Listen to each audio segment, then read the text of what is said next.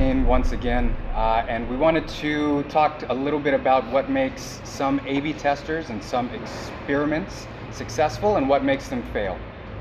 So we've kind of looked into our past clients and done a bit of a deep dive into the first thing that makes them set up for success in experimenting. And Valentin, maybe you could take it from there. Yeah, after analyzing a lot of data, we've looked in more than 40,000 experiments, and we've looked over the successful ones. I think the most important thing is the proper research and the data-driven insights and the way they are forming and building hypotheses. So could you tell us a little bit more about like what a hypothesis is and what a good hypothesis looks like? So hypotheses are usually we build hypotheses without having the insight. So we are just thinking, hey, let's improve our lives by changing our job or by doing this or the other, without having the real problem.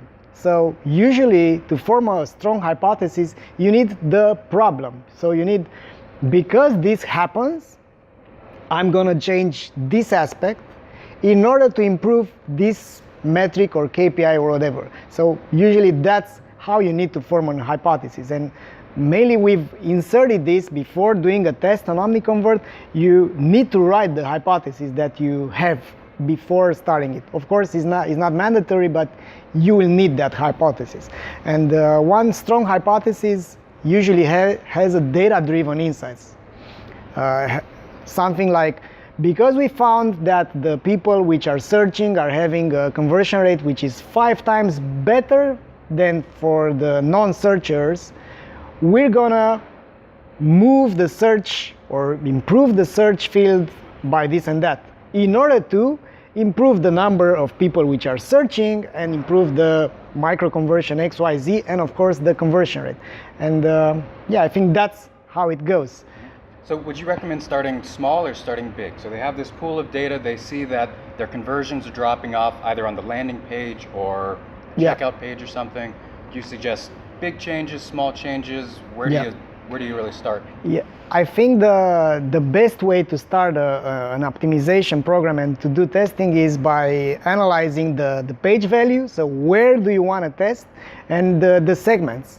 So where the most of the audience is dropping, and what kind of audience do you want to address.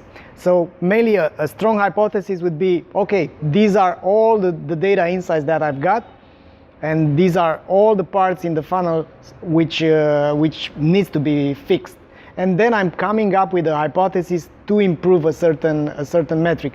And I can give you one example. So we've got a customer which were selling fashion clothes everywhere in Europe, and we've seen that the most important micro conversion that they've got before buying, it was the choice reduction. So, and mainly the most important thing that they need to do before adding some items into their cart was the size. So if you don't have the size of your shoes or of your pants or whatever, you can't buy them. So mainly we've seen that the behavior that we wanted to improve was more people selecting their size, and we've forced that by doing an A/B test where all the sizes were in the category in the listing pages, and also by forcing an exit intent overlay that asked the visitors, what's your size?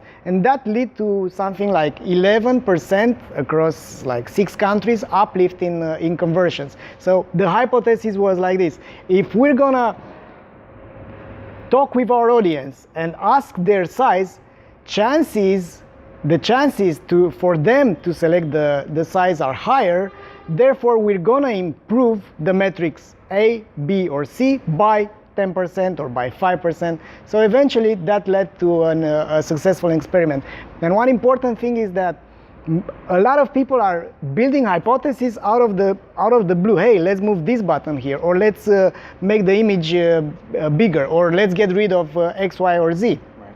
But why do you do this? Because if you would be, let's say, working in medicine and in R&D, because that's what you're doing, you're experimenting, and if you would be trying to create a new medicine, you wouldn't come up with some crazy and stupid idea like, let's put some, I don't know, lemon juice into the recipe for aspirin, because you don't have any insight, you just got some crazy idea. So that's why you need to form a strong hypothesis. Makes sense to me.